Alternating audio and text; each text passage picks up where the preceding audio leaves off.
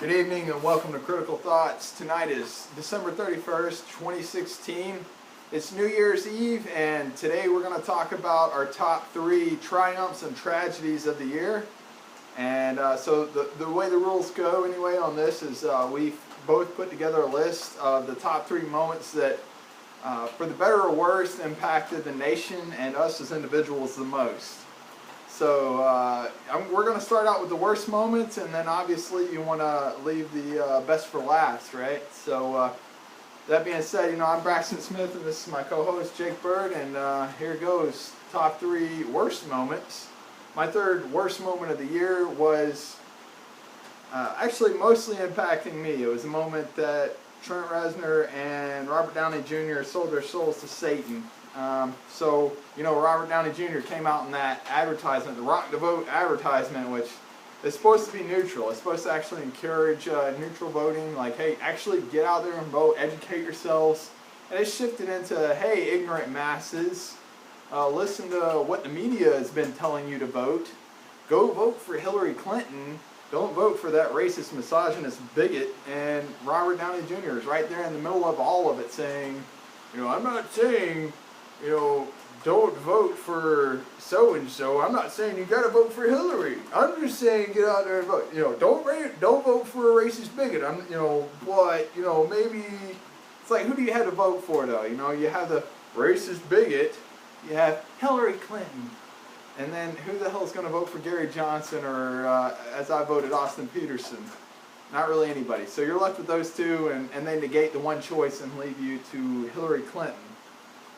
And then I was really disappointed to see Trent Reznor also. That was the biggest kick in the balls for me. He's a big hero of mine. He wrote Year Zero. That album was huge for me because it was like basically an audible version of 1984. It was talking about government oppression, like how the government just slowly takes away your rights and individualism. And then here he is signing a piece of anti-gun legislation, the common sense gun control, where it's like advocating for banning automatic weapons, which is kind of like already the case. It's kind of like what we already have.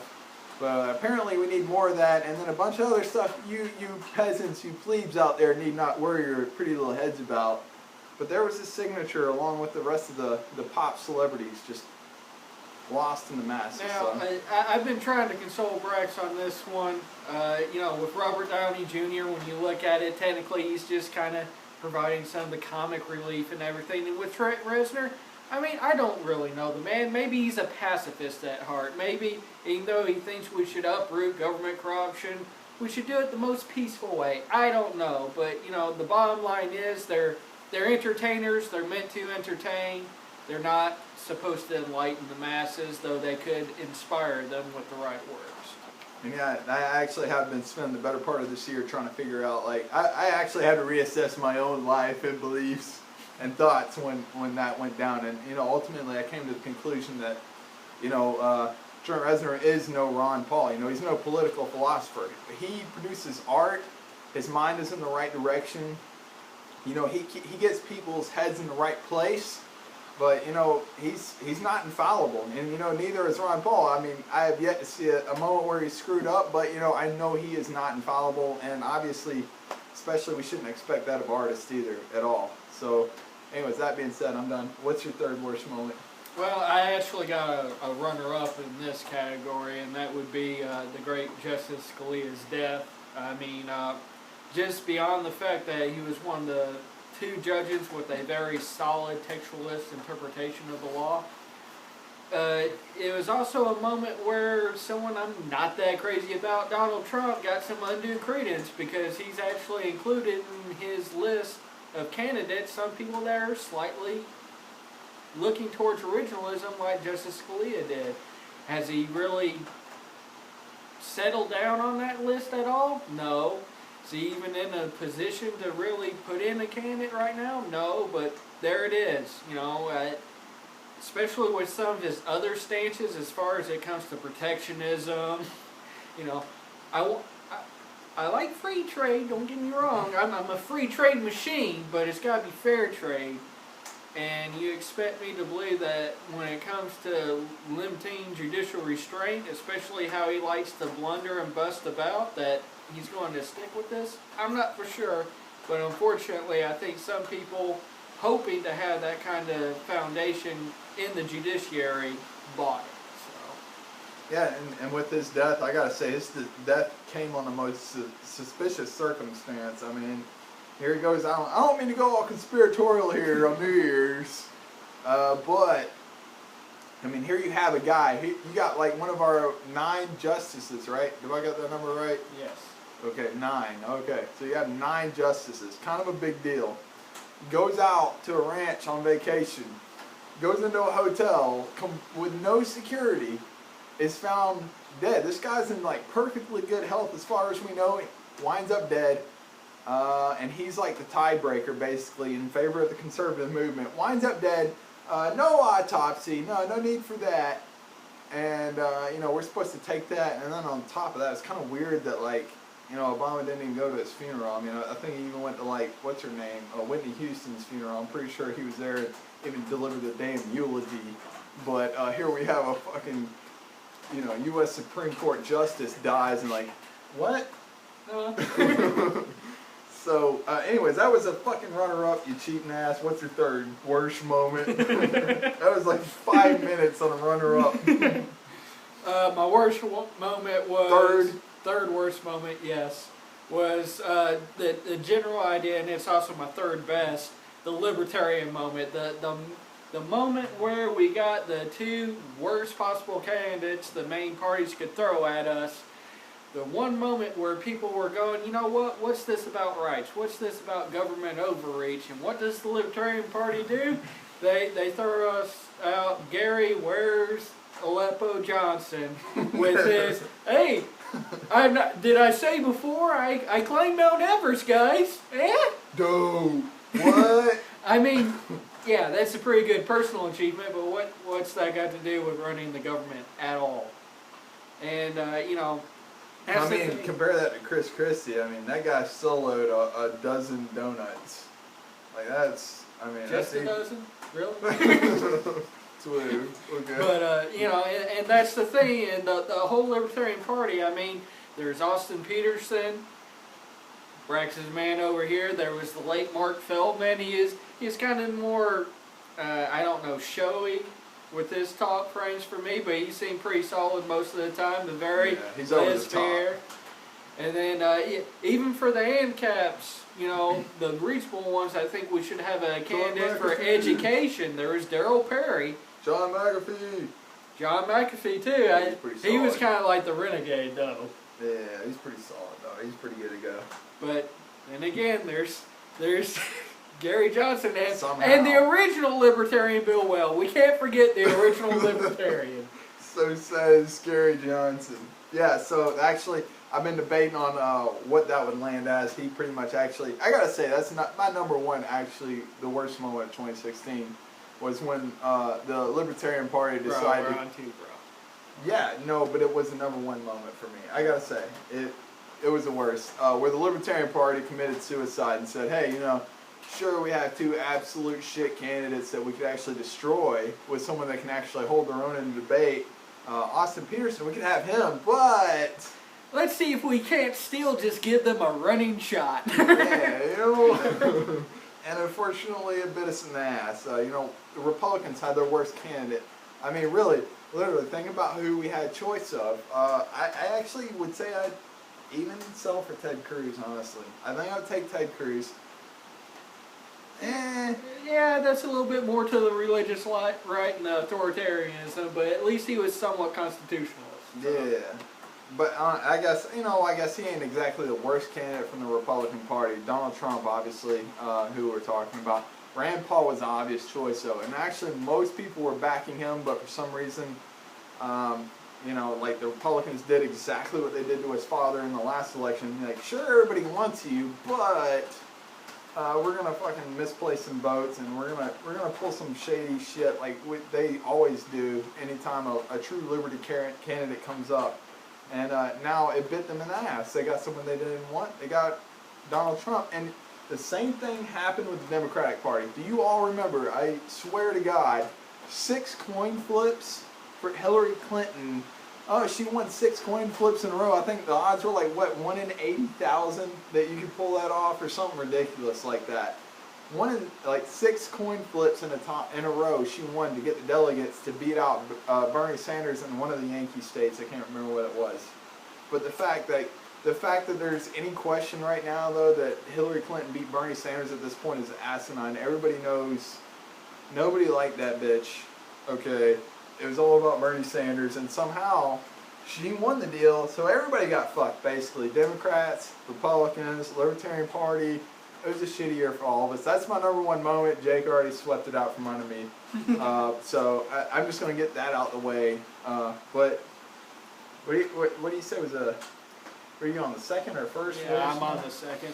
So my second was basically identity politics. You know, there was no substance this round for the most part.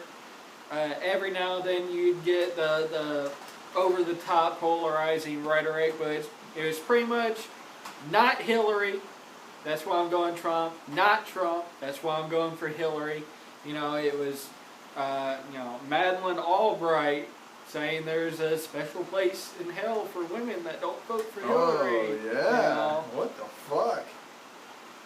And then with Trump, you know, when he won, there were some of my coworkers going like, yes, now we can stick it to the 1%. And I'm like, he's rich. He's a corporatist. He's going to stick it to the oligarchy? He's really? Just like us, Jake. You don't understand. I know. I'm sorry. I just happened to misplace all that gold-encrusted jewelry and everything in the room. Yeah, you would, you fucking oligarch.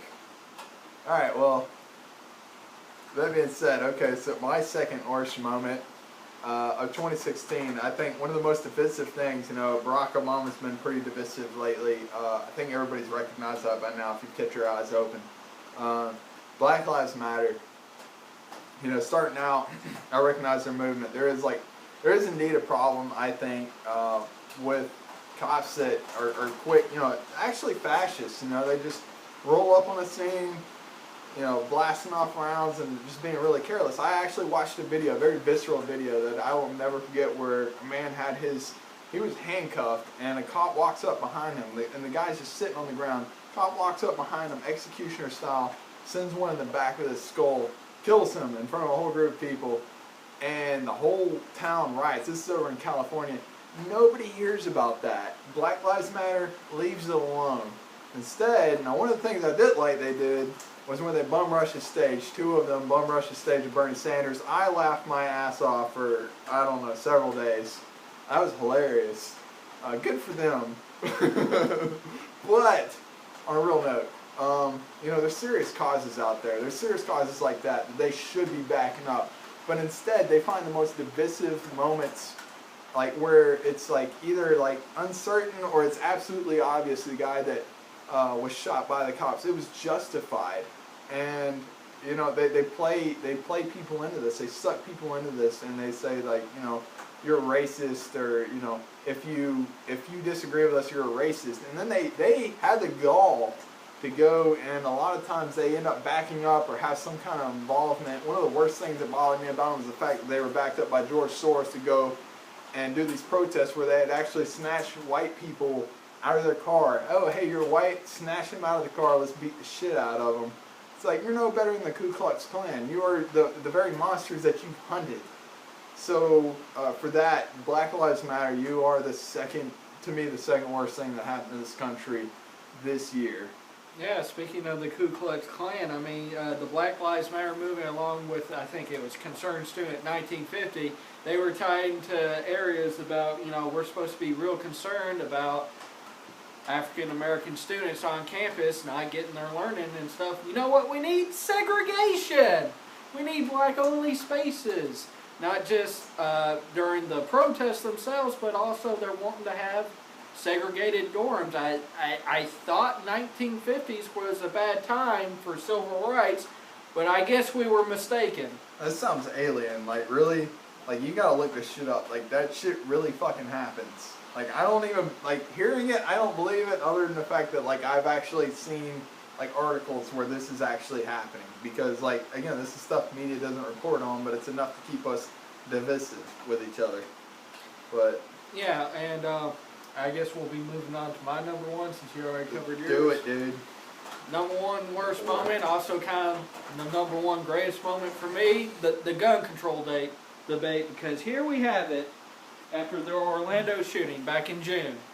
You know, our congressmen, they're on the floor, surprise, sit down, reaction to it. You know, they're holding up signs and stuff. I mean, it's literally they're protesting their own policies in their own forum, going, no! Not even bringing up facts, not even bringing up specific concerns, but just we should not have the right to self-defense with firearms. And it's like, really? Yeah. Not even an informed debate, and we had, I know progressives won't agree with us on this issue that much, but one of those congressmen, Chris Murphy, was out there and he said, you know, it's not even our position to try to persuade the American people. Our position is just that we need to persuade a certain amount of congressmen so we can get the vote. Just play the numbers game. That doesn't sound like democracy to me. I know we're supposed to be pretty much opponents of democracy, but that sounds like oligarchy. Yeah, given the choice, as an ANCAP, given the choice between oligarch and democracy, I'll take my chances with the democracy. But yeah, that was the thing that pissed me off too. That was a huge thing that pissed me off, is the fact that you had these assholes that, like, we pay to represent us, and, like, they're sitting in there they're having a sit-in, like, refusing to do their job, and basically just being a bunch of fucking crybabies about this whole legislation. And then, like, you know, on top of that, it's like the people are like, actually most of the people are saying, like, especially the people they represent are like, what are you doing? Like, we're okay with guns. Like, a majority of Americans are okay with the right to self-defense. Like, what are you arguing for? Well, we're against, like I was talking about earlier, we're against automatic weapons. God forbid there be automatic weapons. And people shouldn't be able to just buy guns online. Never mind the fact, again, automatic guns. We need more background checks. Really? I thought that was the system we have right now. Yeah, actually it's more stringent than the background search that we do on the immigrants we're allowing over from Syria right now. Which, you know, I'm sure that's just completely, I'm sure nothing bad will happen. And another favorite tagline, the no fly, no buy comment. You know, well, if you can't get it on a plane to fly across the country, why should you be able to buy a gun? Well, there's a little thing called due process and fundamentally constitutionally protected rights. And if you've seen anything about the process for the no-fly list, even the late Congressman Ted Kennedy was put on the no-fly list. That's how stringent they're. And he's a senator, and he had to fight for several months to get his right back to own a firearm. What chance do you have? Yeah, that's huge. Actually, now that you say that, I mean, I already have my list here, but that would have made, like, my best moment is the fact that all that shit got ignored. Yeah. Let's hope we don't do that here with the Trump presidency. Again, liberals, you're on our side on this one, hopefully, because he might push it. So, anyway, I think we knocked out the worst, so let's move on to the best. I've got my honorable mentions. Weed legalization was huge for me. A few states in the South are pushing for it. Good for them. California made an attempt. I think they actually did push it through. There's several states. I don't really remember which ones, but I do know that there's a push for it, and it's happening. The ball is rolling. Good for you. That's social freedom, and it's happening. We don't see that often these days, so, like, that's fucking awesome. Even if it is just weed legalization, you know, I'll take what I can get because it's the principle of it. And then the best moment, the best runner-up that was basically, like, in the running as number one, Ron Paul picking up the Electoral College, a one-delegate vote. So, obviously, a few weeks ago you had the moment where the delegates get together and they actually decide who is our actual president. Like, they're promised to it, but they don't necessarily have to follow through with it. And we actually saw an unprecedented, like, this is a historical moment where never before have so many people actually gone against what their people voted for. Like, you had 4 delegates actually drop out of the Electoral College against Hillary Clinton. Wow, people don't like her? What? Hillary Clinton? And then 2 for Donald Trump. One of them actually went for Ron Paul, which was super awesome and kind of a slap in the face of the Libertarian Party to wake the fuck up. We don't want Gary Johnson. We want Ron Paul. The guy said, I'm not giving it to Donald Trump. I think, no, Gary Johnson, Ron Paul. And that's the funny thing, too, because to Gary Johnson's credit, or, lack from completely hamstringing himself, he did do the best for the popular count and everything, but still, no electoral vote. But who did? The godfather of the Liberty Movement. Godfather. Libertarian Party? There you go. That might be a hint. That might be a hint. Maybe principle is more than connecting bridges that don't exist, like to freedom of association.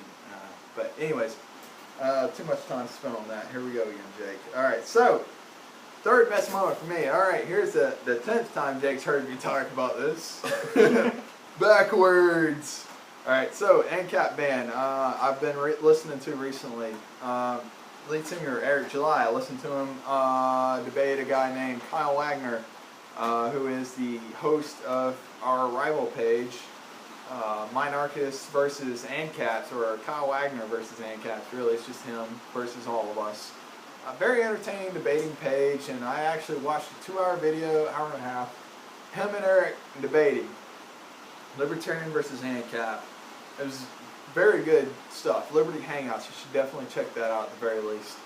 And I felt like Eric July handled them pretty well, and I was listening to him talk about like his band, and I just looked it up, and I gotta say, these guys are solid. Like, it's very rare. Like, you have people sing from the heart sometimes, and those are the guys you go for. Obviously, you have your guys that just put out whatever slop gives them the numbers, but you have guys that sing from the heart, and those guys are truly the timeless legends. But you have someone here that sings from the heart and from the mind. Backwards, I know it's kind of a weird name, funny name for an ANCAP band, but these guys are solid.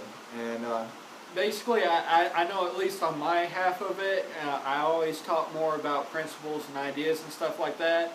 But as far as the personal connection goes, if I had to recommend a song from Eric July and Backwards, it would be Statism.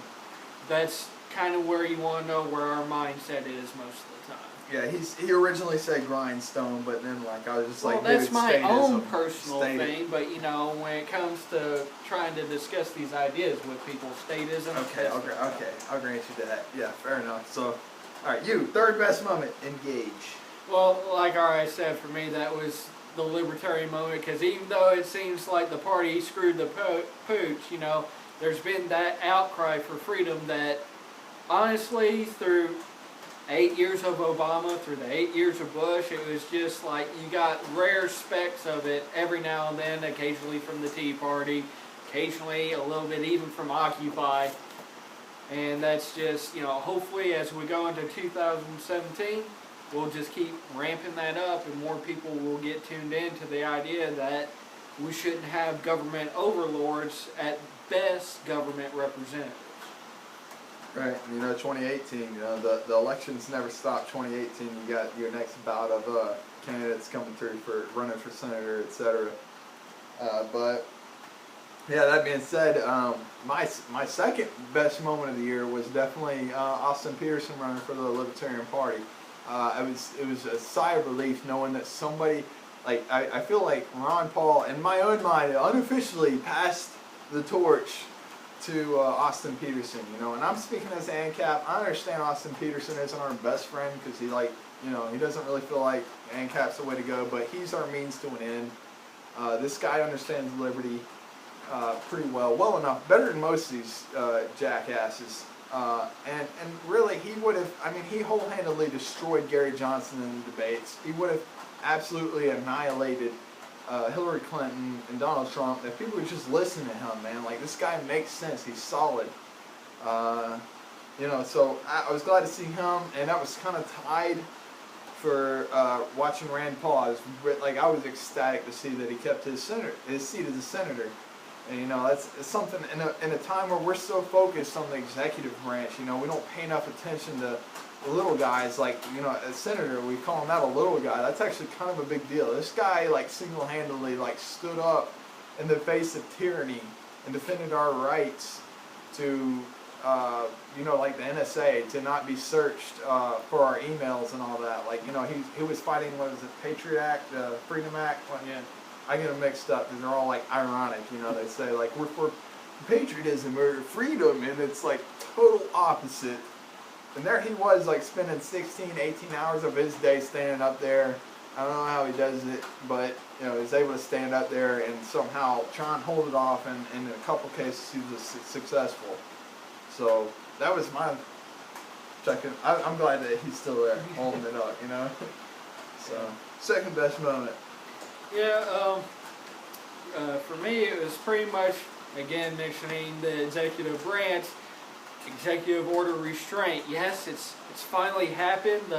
The Democrats are starting to go, oh my gosh, maybe the president wielding all this power all the time isn't that great of an idea. We're finally starting to see some anti-war Democrats again. We've been missing you these last 8 years. Thank you for coming back to us. Green Day has returned. That after 8 years of silence, you know, the next George Bush has arrived apparently. But he hasn't been there the last 8 years, but now he's back. Even before Donald Trump getting elected, the actual legislative branch got some cojones, and they started saying with Obama, you know what, you trying to pass executive orders ignoring the current law as far as immigration is concerned, not going to fly. You know, you're wanting to get these more stringent regulations passed through executive order fiat. You know, there's a thing called DC versus Heller. We've settled this. There is an individual right to owning firearms, and there are limits to your power. Sorry, if you're going to try to inspire the generation to go with that kind of authoritarian thing, you're going to have to make it a mandate and not an order. So hopefully they'll keep trying to support separation of powers from now on. Maybe not. I mean, we are talking about the government here, but even a broke clock can be worked twice a day, right? So. Yeah, and actually, with that being said, my worst, or rather my best moment of 2016, I think most of us can agree on this, and it's actually quite tragic, ties into everything about how, like, here we are, like, we rely on our one Julius Caesar to save us and bail us out, you know. Damn the fact that we're able to choose who represents us on a local level as our mayor, as, you know, our state senator, even our federal senator, or representative, or governor. We don't pay attention to this, you know. All we pay attention to is this one person every 4 years. Like, we don't stay engaged, and maybe we should do that a bit more. I'm guilty too, guys. I understand that. And, you know, that being said, it's kind of sad, isn't it, that my best moment of 2016, Hillary Clinton isn't president. Thank goodness she's not president, and, you know, we don't have to die in a nuclear holocaust. You know, isn't it sad that, like... Even critical thoughts isn't immune to identity politics. Listen right here. Shut up, Jake. Alright, this lady was going to bring us the nuclear holocaust, don't lie. I mean, you know, for all we knew, though, like, really, I mean, the fear is there. I mean, it's relevant. This lady was talking about, like, you know, implementing government orders, talking about shooting down planes in Syria. Oh, they got a no-fly zone there? Well, let's just send anti-air missiles into the area and shoot down any Russian planes that dare defy American superiority. And I mean, what happens then? The Russians, with their pesky interference with the Democrat Party's interference with the elections, what's up with that? Dude, how dare they point out the corruption of Hillary Clinton? How dare they, Jake? Who are they? This is America, goddammit. All right, what was your best moment besides being your BFF? Well, like I already said, it was with the gun control debate, because even though we already spelled out the temper tantrum and all the low points, at the end of the day, got stopped cold. And thank goodness, because, you know, that's the thing. The one thing I think that sums up everything that we've been talking about as far as high points goes is that the people are starting to care more. That there seems to be Yes. More separation of powers. There's a growing idea that, you know what, instead of trying to have our totalitarian leader, our Julius Caesar, as Brax put it earlier, rule over us, if our lives can be made or break just by that one person, maybe whatever those issues are, we don't need to be holding them at the federal level as the be-all, end-all. Maybe it should be between the states. Yes. And if it's contentious enough in a state, maybe it should break down to community levels. Ultimately, Absolutely. the individuals need to be deciding their own choices and realizing that, you know, if there's different ways to figure things out, maybe everybody should be left to their own devices to find the best ways. That was the original intent. We had 50 states, 50 sovereign states, these United States of America we were originally called. And that was part of the great American experiment, was the fact that we were 50 states that recognized ourselves as being sovereign, completely different with our own principles and values that we held dear. And so like we had actually at one point a weak federal government because we said, you know, our states can hold everybody in line. Our states understand the individuals. Like we don't need like one overruling cookie cutter policy to say this is how it should be. So yeah, that being said, that would be awesome. Like that would stop the whole, you know, this cry for secession wouldn't be coming out unless the, you know, we had an overruling federal government that was just like, you know, too brutal on us, like too overbearing. So yeah, absolutely. You got any final moments you want to throw out there before we close this up? Just all the positive trends that we've had so far this year with freedom. Hopefully we'll continue in 2017, and all the worst moments, hopefully we can just drink them Drink to the them. past. Yep, throw that soma to the head. And on that note, thank you for tapping into Critical Thoughts, breaking through the white noise, bringing you the media that matters. Happy New Year.